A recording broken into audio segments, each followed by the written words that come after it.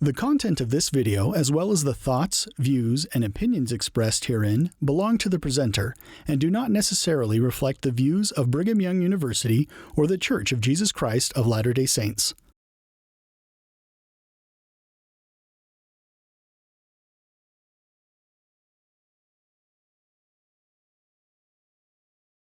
Well, now, we're talking, we've just got one thing we've got to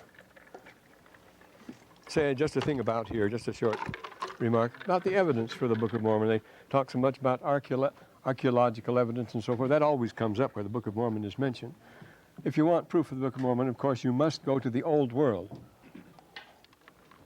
You won't find it in the New World. You can see why. There we have legible sources. We have massive sources. So you remember, the first book, the very vitally important first book of Nephi, all takes place in the Old World. It doesn't take place in Central America or anywhere else, except in the Old World. And, of course, New World archaeology won't cut anything because it covers this vast area of the Western Hemisphere. We have only an infinitesimal sampling. Nobody knows what was going on 1,000 years ago in this hemisphere. Haven't the vaguest idea. And moreover, archaeology gives no specific answers anywhere. Anyway, you see, you have to speculate about them. The greatest archaeological progress and programs for centuries were in Egypt. That's where they started digging already in the Middle Ages because it fascinated them. So for hundreds of years, archaeology has been at work in Egypt. 20 years ago, everything we found out about it was thrown away. See, they built up, through the years, they had built up a standard and accepted account, the approved school solution of what happened in Egypt, how the kingdom of the north and the south, they conflicted and so forth, and then they came together and were united in the crowns. That isn't so at all. All the things we regarded as basic, not all the things, but things which we regarded as the most basic of Egyptian history for a century, the result of ages of archaeology and immense expense, don't hold up at all anymore. So this is where we go. Don't think that's going to help us solve. What are you going to do here? Well, we must get on here, but not until we've looked more curiously at a few things that the authors of the Book of Mormon want us to see. Now, a syllabus is speaking as Marina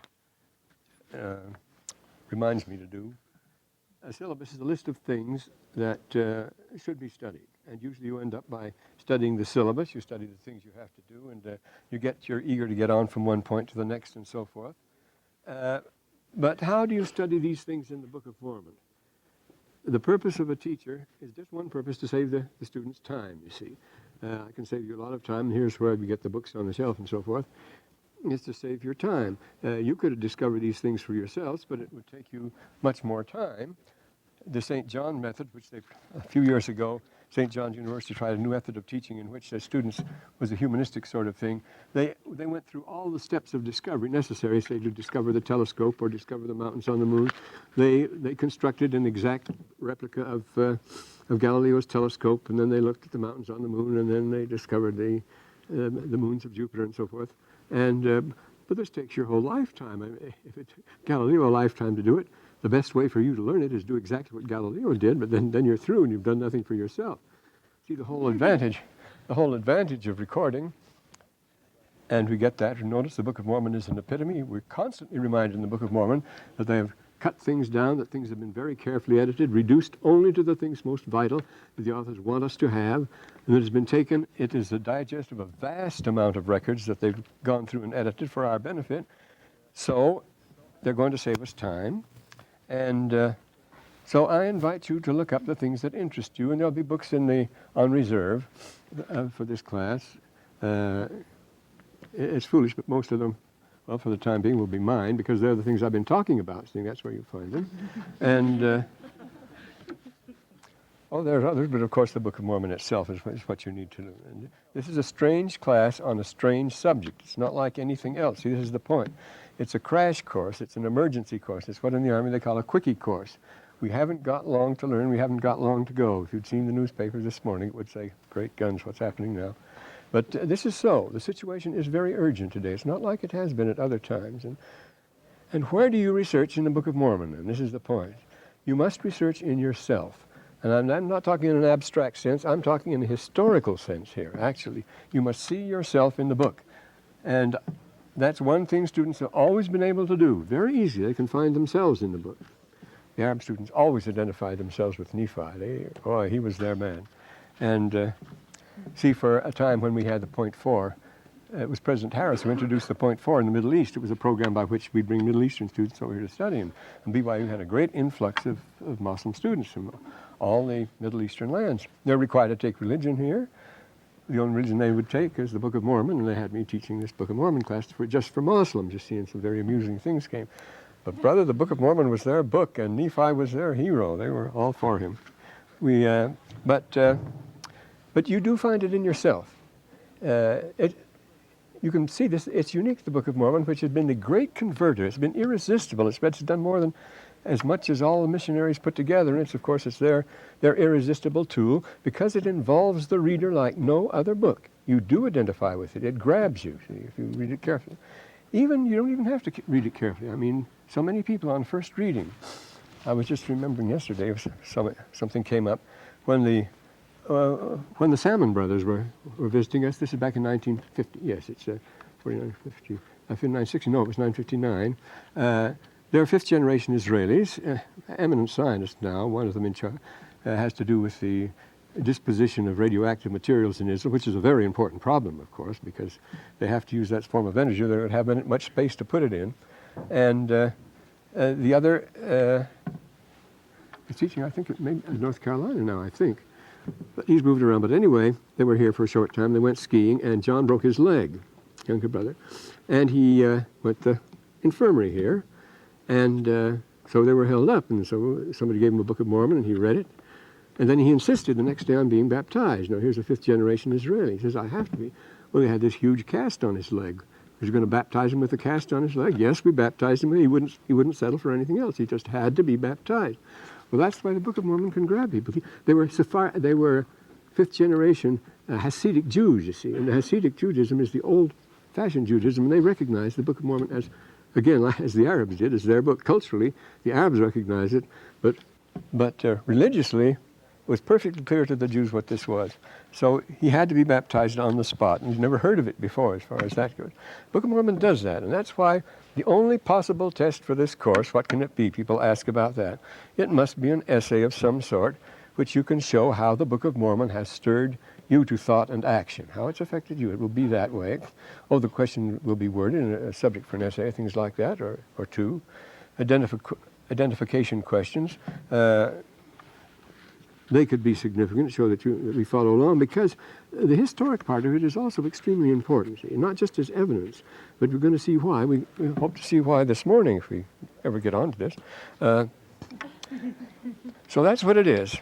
All I can do is to show you how it stirs me and the things that interest me, and that's all, you see. And it's quite unfair that your work should be judged by another, that I should judge you by the way your work impresses me. Yes, they can only be judged on the quality alone. That's the way it can be. But the quality is a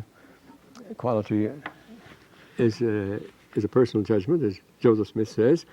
No man's opinion is worth a straw. No man's opinion is worth a straw. It's his opinion. It's his own. He's welcome to it. But you can't use it as authority. You can't use it as proving anything, in law courts or anything else. Though they do it all the time, of course. But this is what we've got to grade on, and worst of all, you see, I have my opinion of quality. Now take today's lesson, for example. You say, how long is it to be? In what direction will it move? And so that depends entirely on what we find out from the text here. Now, considering the circumstances under which the Book of Mormon was composed, this tremendous work that has gone into it over centuries, and then when an angel bothers to bring it down, personally hand it over, personally hand-delivered by an angel, that's the Angel Express, that's really something, you see. And then Joseph Smith risks life and limb right from the beginning because of the Book of Mormon, and telling us how carefully it's been edited with a particular audience in mind, we must assume that every sentence in it has significance for us. They can't afford to waste anything. So we get going. Here's a saying of Joseph Smith I like. Oh, here's two of them, incidentally. The things of God, says Brother Joseph, are of deep import, and time and experience and careful and ponderous thought and solemn thoughts can only find them out. And who is engaging today in careful and ponderous and solemn thoughts? Everybody is on the make, you see. This is almost a joke today, you see, such things going on. Thy mind, O man, must stretch as high as the utmost heaven. And the saints ought to lay hold of every door, obtain foothold on earth, and making all preparations within their power for the terrible storms that are now gathering in the heavens. The angels of heaven have taken counsel together. They have passed some decisions. These decisions will be made known in their time. So the Book of Mormon is our guide for these particular times. And it's essential to know, for example, that this was Jerusalem where it began. And it was the first year of King Zedekiah that it began. Because there we have a specific time and place. As soon as you get to the New World, it's wide open. Anybody's Book of Mormon geography will go, and they just argue forever about Book of Mormon geography, which is worthless. I wouldn't touch that, and never have touched Book of Mormon geography. There's no point to it, whatever. Except they move north, they move south, they meet somebody, and so forth. But we do know specifically where this was. It was Jerusalem, and when it was, first year of Zedekiah. And this launches us on a sure footing. And we know who installed Zedekiah. Incidentally, I misinformed you last time when I said that it was Necho who installed Zedekiah. Necho installed Zedekiah's predecessor. This is the way it went. It was, well, let me give you the line up here. We'll begin best with Hezekiah, because the Book of Mormon is full of Isaiah. A good part of it, and Isaiah is the great preacher. And of course, like the Dead Sea Scrolls, Isaiah hopelessly swamps all the others as far as statistics is concerned. It's always Isaiah. So we'll begin with Isaiah and King Hezekiah, because that's where the story begins with the Book of Mormon. That was way back in the 8th century, 720, when the Assyrians ascended on Jerusalem. Well, Hezekiah was the contemporary of Isaiah. Hezekiah's son was Manasseh. That, of course, is a good Book of Mormon name. And Manasseh's son was Ammon, another good Book of Mormon name. They spelled A-M-O-N, different interpretations in the Book of Mormon. And his son was Josiah, the great reformer, and Josiah drove the Assyrians out of Israel. But at the famous Battle of Megiddo in 609, Josiah was beaten, and he was killed by Necho II of Egypt, our friend Necho II. He would change sides, you see. They wanted to get rid of Assyria. Once they had got rid of Assyria, then Necho would take over, and Josiah tried to stop him at Carchemish, and was killed.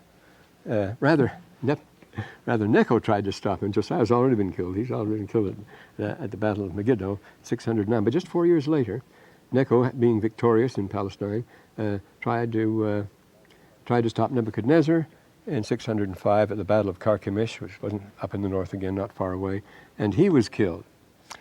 But this Necho II had installed, remember, he had overcome Josiah, but he put Josiah's son, Eliakim, in as king and changed his name to Jehoiakim. Here's the trick.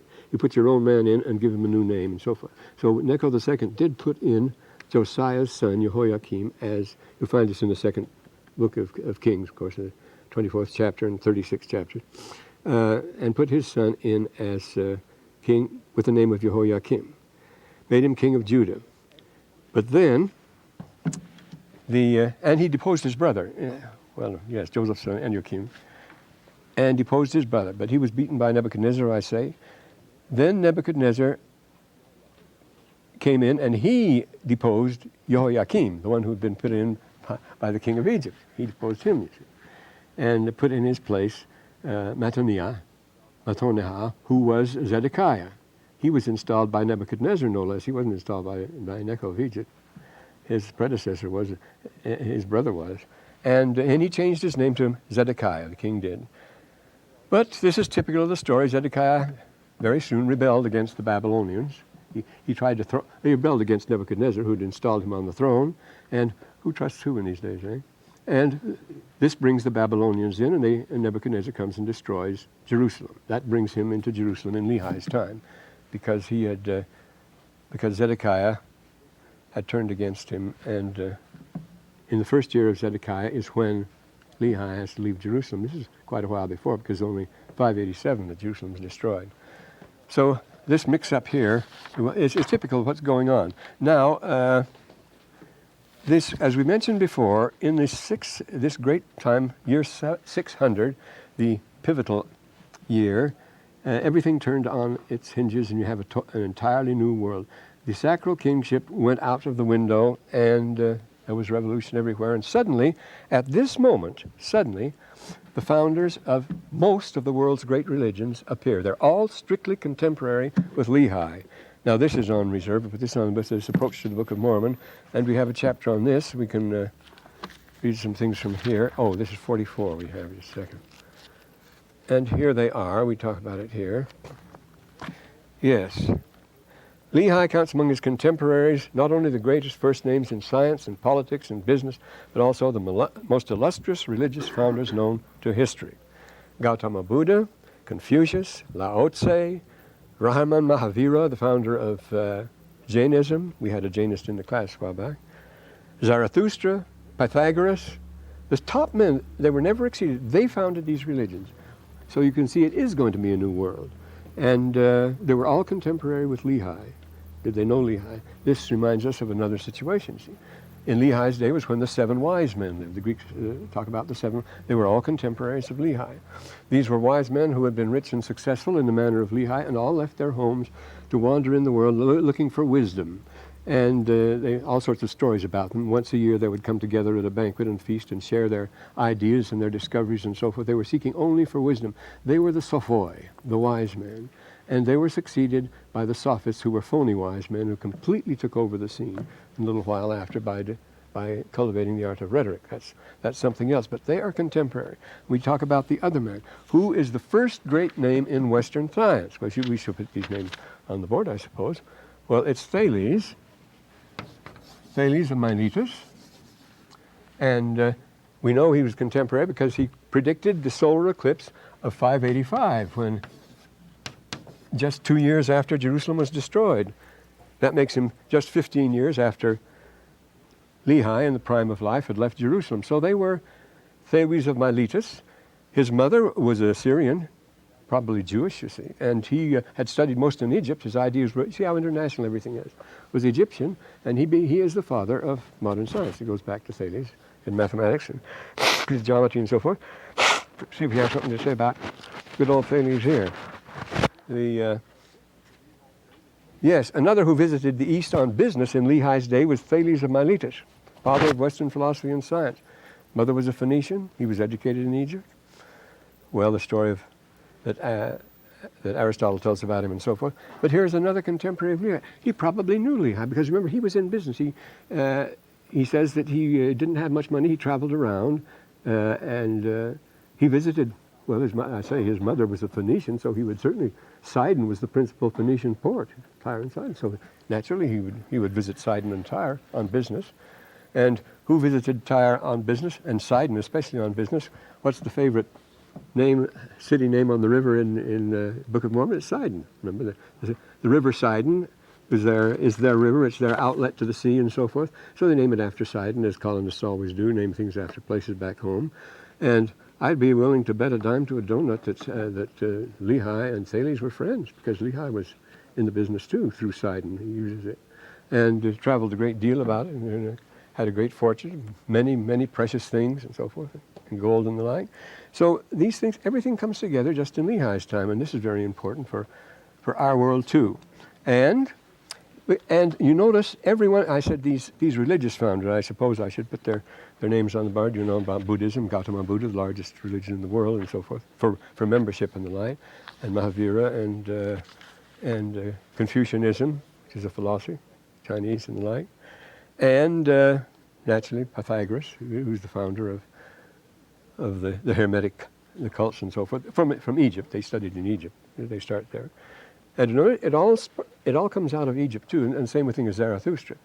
It's been shown in the last generation, that, especially by Professor Yeager, that Zarathustra was the principal inspiration of Plato, Zarathustra the Persian, you see, but he was in East and had a tremendous reputation everywhere. Everybody was traveling around at this time. See, everybody was uprooted. Everybody was déraciné, and so Lehi's family is going to go through the same sort of thing. Now, as I say, they were religious. Now, this is an important thing, because you're not going to get a new religion unless you get a new way of life. It's a new culture. And whenever you get a new religion, you also get a new script, a new writing, and so forth. Sanskrit emerges at this time, Sanskrit and Hindu. At this time, well, why? What is Sanskrit? Sanskrit is Aramaic writing. Well, I thought they were Aramaic was the international writing at this time. That's the records you find, whether you find them in Egypt, whether you find them in Asia Minor, whether you find them in Babylon. They're written in Aramaic. But this Sanskrit is an adaptation of Aramaic characters. And the same thing, Hebrew and hieratic and hieroglyphic. Hiero means sacred. It's a sacred writing. Was invented for religious purposes to be used in the temples only. Hieroglyphic was. And then when Christianity came along, the Egyptians didn't keep it in long. They changed to Coptic. Though they had a good Reformed Egyptian in Lehi's time, which was Demotic, they changed to Coptic, which kept 14 Egyptian characters. But they used the Greek alphabet, and it was to have a special religious significance using this. It was a religious alphabet, Coptic, and of course, recently we've discovered a great deal of Coptic. We have a good collection of Coptic here, good Coptic library. The nice thing about Coptic is it's very easy and pleasant to learn, whereas Egyptian isn't. And the Celtic languages with their various, and the Ogham writing of Central Asia, and the runes of our Nordic ancestors, all invented strictly for religious purposes. And the Estrangila and the Masnad of the Arabs and so forth.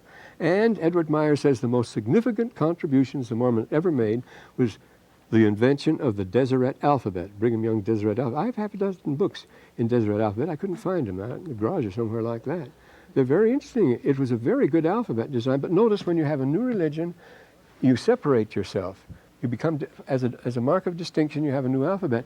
And for a while, all our school books here, including BYU Academy, were published in the Deseret alphabet. And it's quite a fantastic alphabet. It's quite a good one, though. It works very well. Or you think of Silas John, who in 1904, he was an Apache, Chiricahua Apache, invented an alphabet for them to preserve their sacred records in. And it was a very good alphabet, and they still use it. But it's a secret alphabet. See, all alphabets are supposed to be secret. All reading is supposed to be secret. Urim and Thumb is something special that way. We talked about that yesterday. And also you found out, remember we showed you here this Meroitic.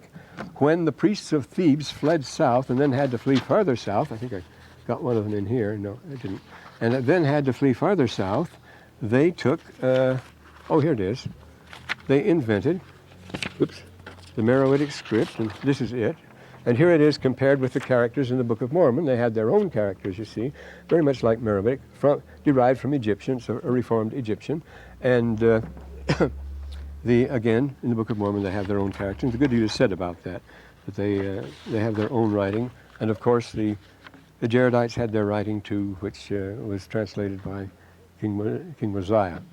Well, now, at the center of every culture, then, is religion. Every culture is religious. And this, again, is a new discovery. Civilization does not go without religion. There is a new book out by Schurz, yes, by Herbert Schurz, a German, at Yale University. They made a very careful study of all the cultures of prehistoric Europe. And the book concludes by saying this. well, Herbert Schurz, S-C-H-U-R-T-Z. I was going to put a lot of things on the board, but I haven't put anything yet. He says, from the material evidence surveyed, culture appears to be a collective attempt at providing answers to the questions posed by man about his position in this life and the next. The theory was, of course, the Darwinistic, Marxist, and so forth, and capitalistic theory, that it's a practical economic thing, that the civilization and everything else came in response to an economic need, to a need for food, a need for clothing. That wasn't it at all. The thing that comes first is to know where you are and not feel lost. He says the evidence is to provide the answers. Every culture appears to be a collective attempt to provide answers. These questions about your position in this life and the next, not where will you get the next meal, as Aristotle says, the mice and the cockroaches and the bees and the lice, they've all solved the economic problem. They all are able to live from day to day and from generation. Some of their species are thousands, millions of years old, but they're still going. They're not very bright, but they've solved their economic problem. That isn't the problem. He says, "U to zein ala to eudzein." Our purpose is not to stay alive, but to live as you should, live well, you see. It doesn't mean live it up either. To eudzein. He follows Socrates' dictum, the unexamined life is not worth living. But see, the idea isn't to stay alive at all. That's not what we're here, and that's not going to satisfy. And when people satisfy themselves with that, the great Book of Mormon theme, of course, they're always saying, well, we've got all we need, and everything goes to pot. So he goes on. As long as the people thought they could answer that question, the culture remained stable. If it collapsed, it was because of the lack of intellectual and spiritual, mythical, if you will, a foundation for a culture's general view of the world. And so, and here is a very recent statement by one of the very most eminent British nuclear physicists, J.G. Taylor. He ends his book called Black Holes. He says, "We may live and die without raising our eyes to the heavens, secure in the safety of our cotton wool globe." Not so safe now. Yet that is false. We cannot divorce our lives from the basic problems of the universe. Whatever we do, we must come to terms with the infinite before we can act. The wish for survival in one form or another after this life is absolutely essential for our existence. You're not going to have it without religion at all. I mean, it's going to be empty and people are going to become irresponsible, wild, sour, negative, and you're going, well, we're going to get to that in a minute. So, it happens in one case. Now, I want to mention, since we mentioned that idea of evidence in archaeology, one thing that's very important here. In this particular regard, the general nature of the ruins found in Central America and elsewhere, Robert Heiner Gelder, I notice we have his book here, it's on reserve, Robert Heiner Gelder. He's worked many years. He started out studying the archaeology of Southeast Asia, the great temples, Angkor Wat and so forth. And and then he saw the great resemblance to those in Central America, and he became an American archaeologist and started comparing them. And then he went back to the Near East and compared them. And he calls attention to the often stunning resemblances, and you've noticed this yourself, between the exotic remains of Cambodia, India, Mexico, and Guatemala. They look very much alike. Now, we should be showing you slides like crazy here. But you've all seen the pictures of these. Should we draw a picture of one of these towers? About the stupas and so forth of India. The impressive number of Chinese elements in Olmec, the tiger cult, the bronzes, the jade carving and so forth, very Chinese, you see, Asiatic. And today I noticed the American archaeologists have shifted everything now to Asia. Everything is from Asia. Well, we know Asia, but the cultured Asia, cultured Asiatic is not those primitives that crossed the Bering Strait when it was frozen or when it was a land bridge. That's not it at all. Now they come with a full-blown culture from Asia, and everything is Asiatic here.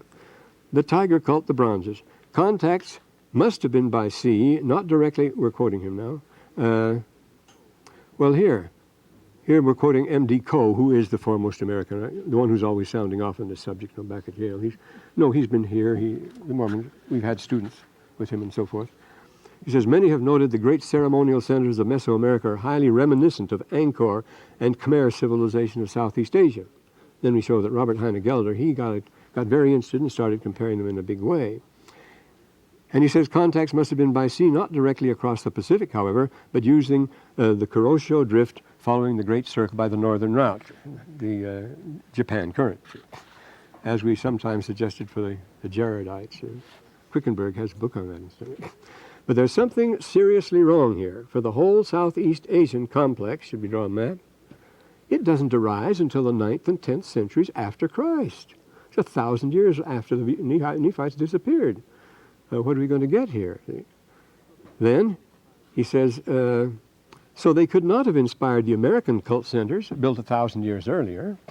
Quickenberg says on page 572, he says the only explanation is to look for a common source somewhere. They look alike because they came from the same place, and which Heiner Gelder finds in the Near East at a much earlier time, of course, both in its American and its East Asiatic forms. They both brought from the Near East. America did, and that's why they look alike, and they got from the same center, and it was the Near East. And that happens to be where the Book of Mormon people came from. But now this is the thing I was getting at about the culture and religion and so forth. If the people came from Asia, there's a puzzling lack of cultivated plants, Asiatic cultivated plants, domestic animals from the Old World, in the New World. An absence of in the latter, the absence of the plow, the potter's wheel, the bellows, all the essential elements of culture they should have brought with them. The plants, as I say, and the animals, domestic animals, the plow, the potter's wheel, the bellows, glass, iron, stringed instruments. The true arts, they didn't bring any of that with them. What's wrong? Well, they did bring something entirely different with them, and this was it. And why these places look so much like, notice, they're ceremonial centers. There's a religious center in everything. This is more than outbalanced by the more important cultural items such as political patterns, cosmology, art, religion, symbolism, ceremonial, architecture, they're alike. Far too much alike in the two hemispheres to be explained by the recent and far-fetched theory of convergence. How to explain a superabundance of one type of cultural equipment along with a complete deficiency in the other kind of stuff. Well, it's the kind of people that made the migration. That's it. So this is what Hugh Nibley concludes here. The solution is the type of migration indicated. The people who crossed the sea were not artisans or technicians of the kind that were cultivating all around spreading all around the Mediterranean at that time. We have their poems, their diaries, and so forth from Lehi's time, the great time of colonization, business expansion, and so forth.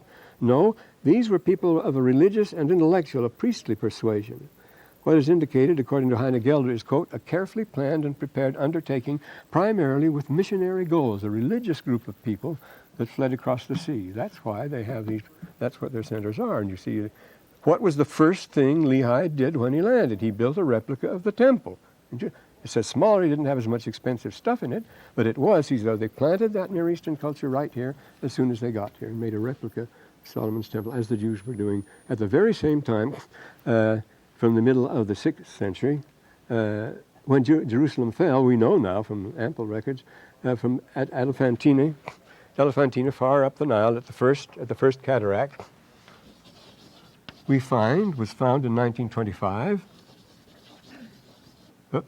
The Elephantine Hebrew text. There are a lot of Hebrew writings. There were letters from people living down there, soldiers and people who'd fled from Jerusalem and were living way up the Nile, and they write to the elders at Jerusalem asking for permission to build a temple there, and they did.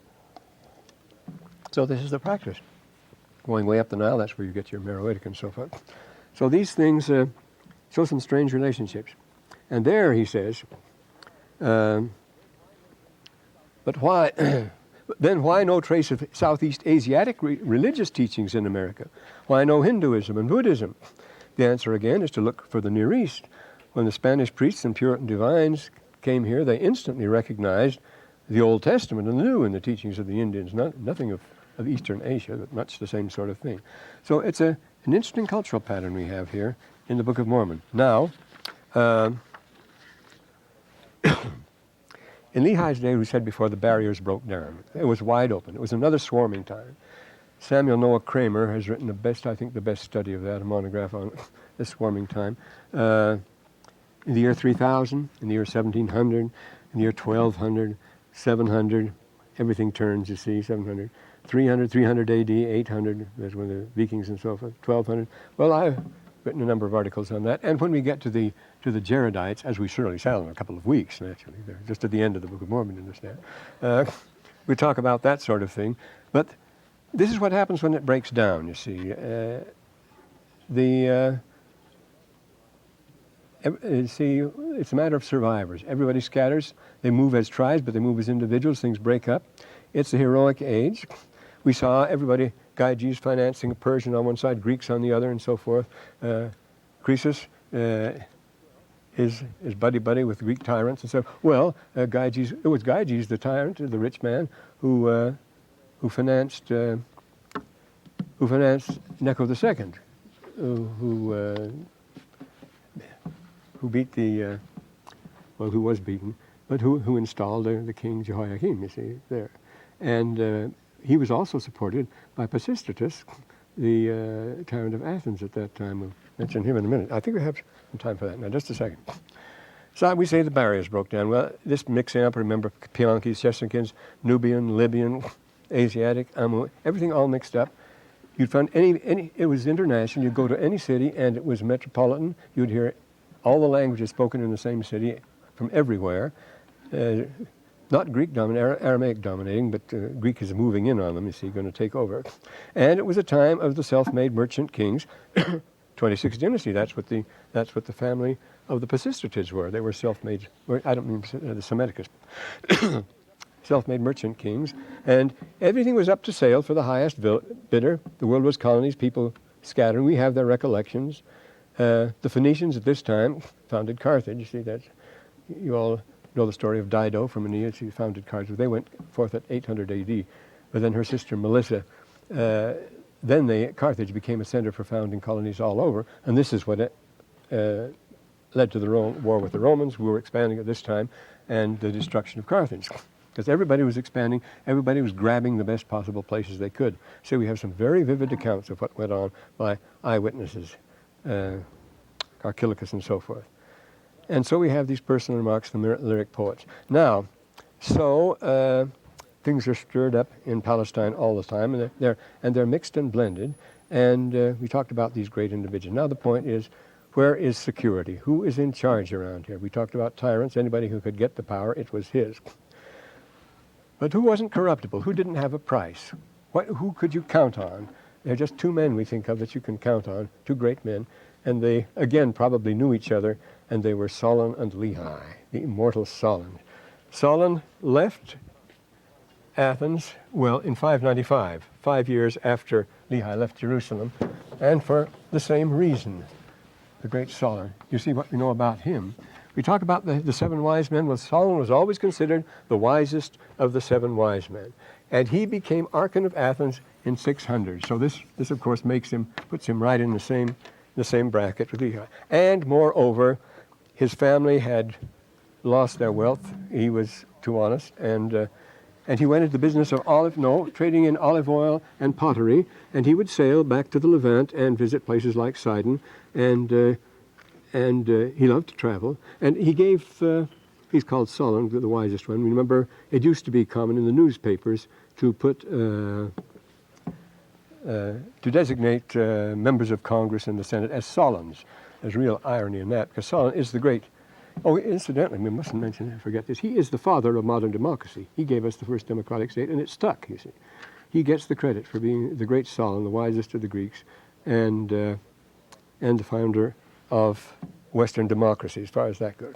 So here we get Solon and Lehi, and what a man this Solon was. Now, I was fortunately able to find, the library, we don't have this book. This is by my old teacher, Professor Linforth. I had a lot of I just found it last night. I had Solon's texts. I was going to use them, but Linforth's done a good job here. Though I had Solon from Professor Jaeger, incidentally. Werner Jaeger was the greatest classicist of the mid-19th century, 20th century. And he was a great one for Solon. Solon himself, well, I'm going to just quote from Professor Linforth's introduction, and then some of the poems to show what the situation is. And this is the situation in Jerusalem. This is the situation in Athens, and it's the situation today here. Solon himself, in the long of his extant poems, gives us an account of the principal occupations of the men of his time. Yes, he has one of those poems here. I had this all fixed up last night, but this is a shortcut, so I'll use it in the interests of time. He shows us the trader, the husbandman, the artisan, the minstrel, the prophet, and the physician. A busy, bustling world, it seemed to him. This isn't the ancient world at all, you see. This is the modern world. In which all were working blindly with little thought of the future. Money-making, he tells us, filled men's minds. Everybody wanted a career.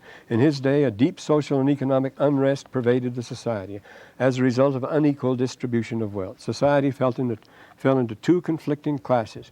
One was composed of the best people, the aristoi, by which it meant the people of wealth and noble birth. The other consisted of folk at large, the demos. Political power lay entirely in the hands of the former class, and magistrates were chosen only from their number. The restlessness, however, of the lower classes seems to have been due not so much to political inequality as to cruel economic conditions. And Solon was a member of the aristocracy, and we go into his genealogy here. It appears that early in life, Solon embarked in commerce. He was forced to do this, according to Plutarch, by the impaired state of the family fortune. As I say, he traveled east. And this is why he not only loved to travel, but he gave Athens the ideal constitution, and nobody was willing to accept it. Each party thought they were shortchanged, as he's going to explain here. So he made a rule when he gave them the ideal constitution that he would take a trip for 10. It couldn't be changed without him. It must have his signature, and so they also voted that he should take a trip for 10 years. He wouldn't come back to Athens, so he traveled for 10 years, and he was on business, and he was in Palestine, and he, as I say, I would bet anything that he knew Lehi, because these were top men, and they met each other all the time. Can't prove that, of course. It's a nice picture. Yes, it appears that in early life he embarked on commerce, forced to do this by the impaired state of the family fortune, which had been brought about by the excessive generosity of his father. The story of Timon of Athens, you think. ruined himself by being too generous. He belonged to a family which was accustomed to help others, and he was unwilling when he was in financial straits to ask aid of his friends, who would have been glad to render it to him. Others found the motive for his voyage to his desire to acquire learning and experience rather than to make money. So he's one of the 7 wise men, the traveling so forth. And yes, it says here, Solon must have carried many a cargo of oil and pottery from his own rocky Attica to the wealthy cities across the Aegean, and in spite of his love for his own native land, must have been charmed by the brilliant society which he found in Asia. He had a wild and merry life on his 10 years vacation. So let's see what he has to say here. Well, how he got Salamis back. That got his reputation. Sometime between 595 and 590, he was elected to the archonship. You see, so this puts him right in Lehi's bracket. We are told that he was entrusted with the extraordinary powers to do anything he wanted, because both sides trusted him because of what he did to get back Salamis. They'd lost Salamis, and they'd fought it for years with the people of Aegina, and they couldn't. It was the island that blocks the harbor of Athens there, that low, flat, rocky island, and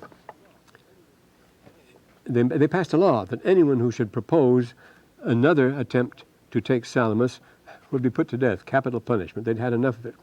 So he put on a funny hat and pretended to be crazy.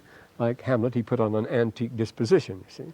And he stood up on a barrel in the forum, of course the Agora, not the forum, we're not in Rome, in the Agora, and recited a song about getting back beautiful Salamis and so forth, acting crazy so he could get away with it. But people started listening to him, and he led an expedition. They did get Salamis back. So they trusted him, both sides entrusted him when it was a deadlock, you see, between the two, and made him archon, giving him absolute powers. He could make any change of government he wanted, such power, alter the whole machinery of government. By the joint will of all the conflicting elements. The one man they could trust was Solon. You see, he would do the honest thing. And yes, it is one of Solon's chief claims, his own claim, to glory among the Athenians of a later day, that he had been the first of the distinguished line of statesmen who had championed the rights of the people and resisted the rule of special privilege. So he was the founder of our Athenian democracy. Now here we are in Lehi's world. The general character of the 7th and 6th centuries is well known. It was an age of colonization, of rapidly growing. This is just the time, you see, for Lehi to set out. He would have in his baggage the whole equipment of the culture. And right at the beginning, you remember, Nephi reminds us, he was well educated. His parents insisted that he learn Egyptian and all this, and so he embodied in himself. They were in a position to take with them themselves across the ocean all they would need for a new culture to get it launched out. And other people were doing the same thing. You see, you have people. Remember, it was his day. Necho expeditions sailed clear around Africa. But this time, hundreds of colonies were being found, way up on all around the Black Sea, for example, places way up north there. And so this is the Book of Mormon. Lehi's typical here. That's just what's going on at this time. The old traditional life of the isolated Greek communities was undergoing a transformation. The old noble families embarked on new enterprises of money-making. The lower classes saw opportunities for advancement which did not depend on ownership of the soil. The masses of people began to be aware of hopes and possibilities that never before entered their heads, the American dream.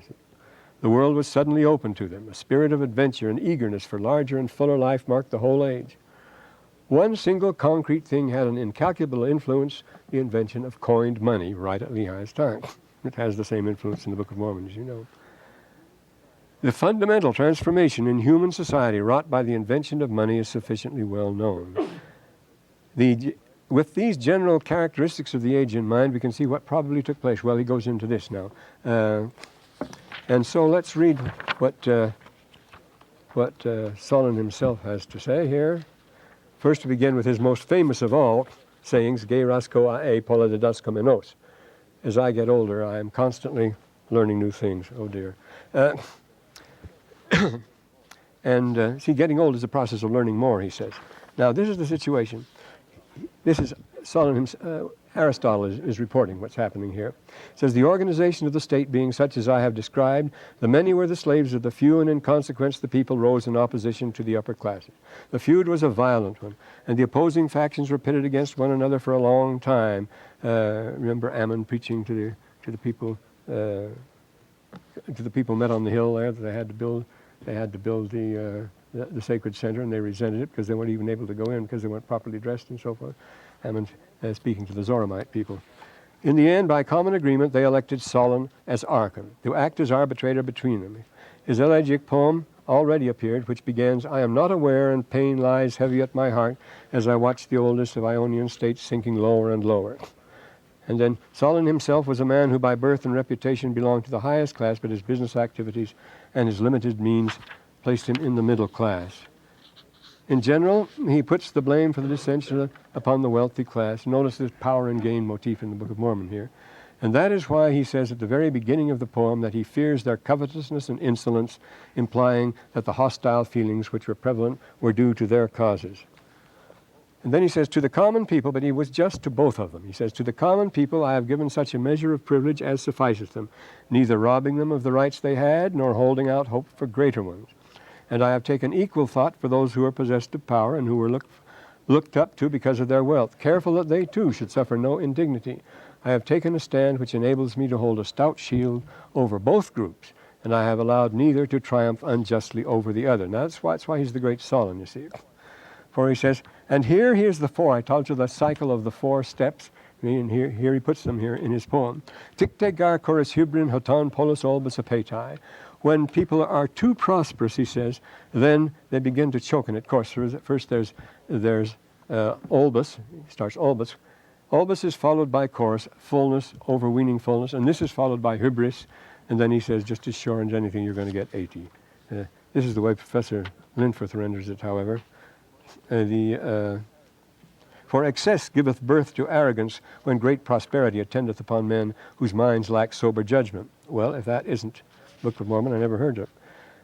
And this is typical, you see, in a political year. They who gathered to share in the spoils entertained vast hopes. Each one of them expected to make his fortune and thought that I, though I might prattle idly now, mildly now, see, political promises, would reveal a nature stern enough in the end. Idle were their notions then. Now they're all angry with me and look at me with sidelong glances as he hasn't got a friend left because he was fair to both sides. Idle were their notions then. They are all angry with me and look at me with sidelong glances as at an enemy. They have no reason to do so. What I promised, with God's help, I fulfilled. Other things I did not thoughtlessly undertake. I should find no pleasure in a thing which was achieved through the exercise of a tyrant's power, nor should I be glad to see the rich soil of the fatherland divided equally among everybody. So he wants to play fair whatever happens, you see. He says, the black earth, the supreme mother, is all of us. I removed the stones of her bondage, which he did, you see. He says, I drafted laws which show equal consideration for the upper and lower classes and provided a fair administration of justice to every individual. An unscrupulous and avaricious man, if he had got the whip hand of the city as I had, would not have held the people back. If I had adopted the policy which had been advocated by opponents then, or if thereafter I have consented to the treatments which their opponents had already planned for them, this city would have lost many of her sons. This was the reason why I stood out like a wolf at bay amidst a pack of hounds, defending myself from attack against every side. He played fair with everybody, and the result, he's in the position of a wolf. Packs of hounds are attacking him on every side because he didn't give them what they wanted. He wanted to play fair with the others. Well, that's what happened, you see. This is a famous one. For another man, see, he refused to be a tyrant, and he replaced the tyrant Pisistratus, who is a friend of his, a very powerful man and so forth, but more tyranny. For if another man, he said, had obtained this office, he would not have held the people back. He would not have rested until by continued agitation he'd got the butter from the milk. But I set myself up as a barrier in the debatable land between two hostile parties. That's not the one I'm thinking of here. Now here he starts speaking like the prophets of Israel, exactly. Well, it's the time is up now. We don't hear the bell here, but these prophecies and this old. Remember, these men in Greece, they knew the prophets of Israel too, because Jeremiah traveled around. Jeremiah had an independent fortune and this sort of thing, you know, and. he had lots of affairs. I mean, he had investments here and there. He had very interesting things. There was a furniture, somewhat later, there was a perfume. We have the documents, office documents of a perfume factory, a consortium in Egypt that had branches all over the Mediterranean, in Spain, in Carthage, in Greece, way back in Asia and so forth. And Pharaoh guaranteed them protection on the sea and a fair profit, and then he took his cut too. The thing is, and there were investors in this, there were businessmen in all these places that had shares in this company. They had the very same sort of thing you have now. And also you had the takeovers and all sorts of dirty work too. But you see, the Book of Mormon starts out 100% with a completely authentic ring. The situation, the setting, if you were composing it, is that how you would have started it out, you see? Would you have put all those nice little details in? Well, what are we now, to the 4th verse of the 1st chapter? Oh, we're just moving right along here. What good with it? Oh, yes, there'll be books on reserve.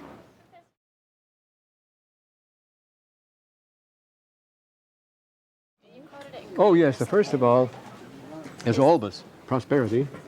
And then chorus, which is too much prosperity, overdone, overrich, a bit too much. He calls it arrogance. It's more than that, just swaggering wealth, display of wealth. And what's the word in Greek? Is it Greek? Yes, of course it's Greek. It's chorus, chorus, K-O-R-O-S, chorus. It needs to be filled up till you're ready to, till you can't eat anymore and yet you keep eating. That's not what you should do. It's not healthy. That's chorus. And then the next thing is hybris. You think you can't lose. You can have anything you want, you see, because you're independently wealthy. Famous hybris. We have H-Y-B-R-I-S. And then finally, A-T, in which you cooperate in removing yourself from the scene. The world has had enough for you. And so you make the most terrible blunders and most idiotic judgments because you've lost your good sense. You see, it's made you crazy. And so A-T comes along. That's coitons. I should leave this in. Oh, hi. Hi. How did you find out that Lehi did trading through Sidon? Oh, well, we simply assume that. Now look, if they talk about, if their principal river, the river that opens to the sea, is the river Sidon, that's where they dump the corpses and everything because they're carried away, well, where would he get the name? What was the principal port through which Israel traded in Lehi's day? It was Sidon. And what was Lehi? He was a merchant. He had many precious things. He was not a farmer. He had his land of his inheritance and so forth, but he traveled about, and he had his down in the country, his house, the parents, but they were just, when the boys came in, they were loaded with precious things. He must have been, you might say, quite rich. And he was traded as a merchant. He had to trade through Sidon. That was the official port of Phoenicians. It's the only way you could get out business to the Mediterranean as far as that goes. And so, sure, it's just an assumption, but it's a safe one. He gives us the right situation. Yeah. You can't prove that. Well, what should we say? Another example like that. Let's say you can't prove that King Benjamin was married or something like that because he doesn't mention his wife. Well, you assume that he was married because he had a son. He could have been illegitimate, though. Yeah. People can always carpet things. No, it's the most likely solution. Yeah, I was just wondering, in the last class, you mentioned how when Lehi sees the heavenly vision, first, you mentioned how he saw the pre-existing council and the plan and everything there. Is that just inferred from what's written? He says what he saw. Yeah. Is there a motif that runs through all those visions? Yeah, that was a typical ascension. Yeah, there are hundreds of ascension texts like that. People have had that particular vision, yeah. Lots of people have it. Okay, thank you. The Heine Gilda material you were reading from, is that in one of your books, or can you give me the reference for his book? It's here. Look it it's in the card catalog. Okay, it's on the reserve material? Okay, great. No, I haven't put it on reserve, no. There'll be too much. You can't put these specialized books and so forth. This is just one thing to look up, and this is not germane to the whole story as far as that goes. So it is very important to account for the strange cultural differences, inconsistencies. They're quite consistent, actually. Just look in the regular card catalog. Yes, it's there. Hugh Nibley? May I add this class as an audit?